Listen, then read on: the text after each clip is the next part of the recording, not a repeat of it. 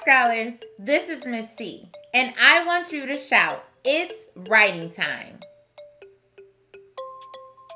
We are going to work on our writing throughout this lesson. Materials. You will need a paper and pencil for our learning today. We have 2 new learning targets for today. Please follow along with me as I read them. Our first learning target says, I can show possession for nouns and pronouns using an apostrophe. The last learning target says, I can write a sentence using words spelled with OUS and US endings, possessives, and high-frequency words.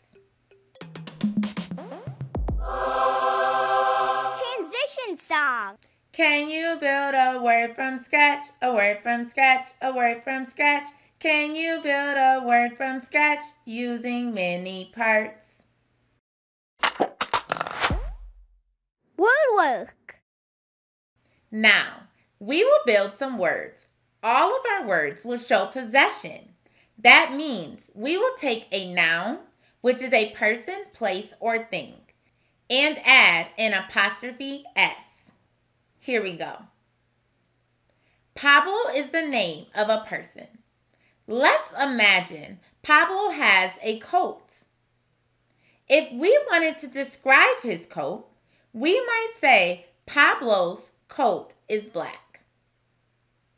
When we write Pablo's with an apostrophe S, we mean that the coat belongs to Pablo. Remember, we call this a possessive noun because to possess means to have something. What can we do to say that something belongs to a dog, such as a tail?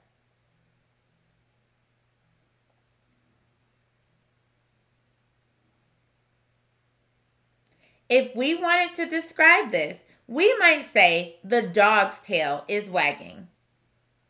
When we write dogs with an apostrophe S, we mean that the tail belongs to the dog. What if we wanted to discuss something that belongs to a certain city? A city is not even a living thing, but we can still use a possessive to show that something belongs to it, such as its mayor. If we wanted to discuss the city's mayor, we might say, the city's mayor was re-elected. When we write cities with an apostrophe S, we mean that the mayor belongs to the city. Let's go back through our list of possessive nouns and read all of them. Starting from the top, we have Pablos, dogs, cities. Transition song. Do you know the words will write? The words will write. The words will write. Do you know the words will write on our papers today? Writing. For our last activity, let's use words with the us sound to write a silly sentence. Here are some words that you can use. Starting from the top, we have ridiculous, marvelous, famous, walrus, cactus, campus.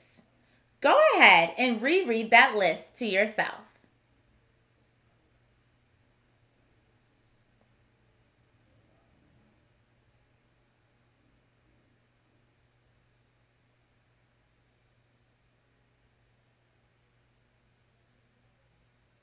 All right, so you are going to use your paper and pencil to write a complete sentence using at least 3 words from this list. Don't forget to start your sentence with an uppercase letter and use ending punctuation.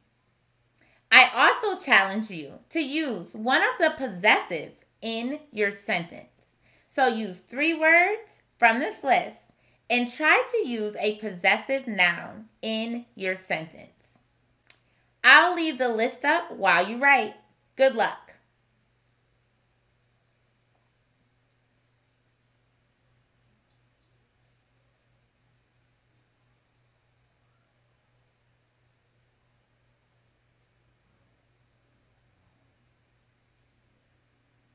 Don't forget to start your sentence with a capital letter and use ending punctuation.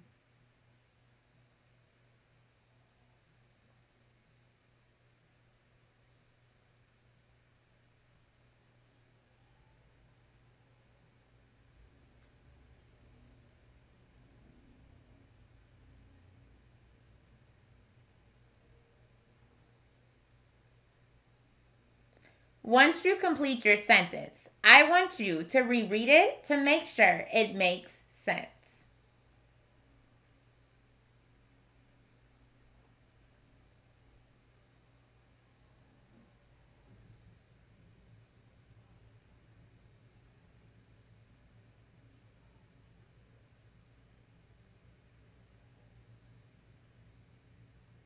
Here's the silly sentence that I came up with.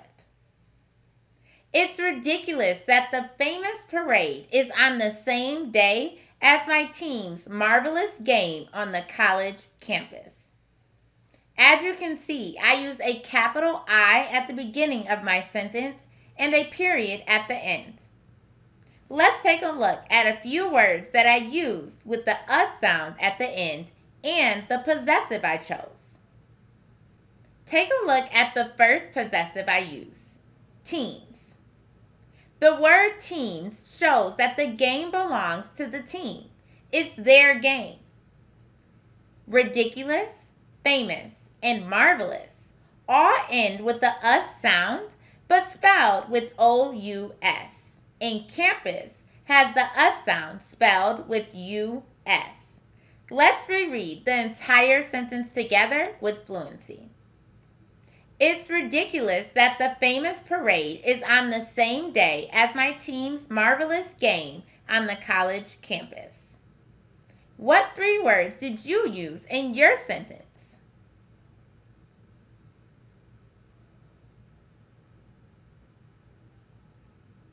If you used a possessive, which one did you use?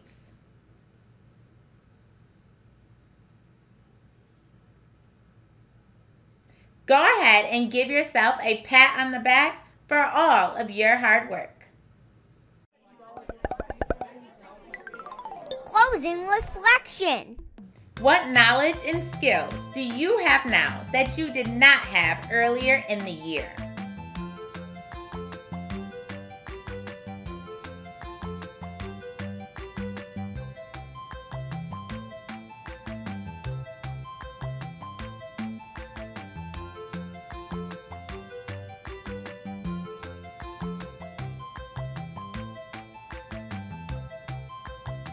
Try writing more sentences with possessives and words with the sound to make a silly story. Make sure you share your silly sentence with someone else. Most importantly, every single day you should read for at least 20 minutes. I challenge you to start writing after you read. Once you are finished reading, I want you to retell the beginning, middle, and end of the text that you chose. You can even talk about the characters, the setting, and the main idea of the story that you read. We want to practice our writing skills just as much as we practice our reading skills. I already know that you are going to be an amazing writer. Keep up the great work, and I can't wait to see you next time.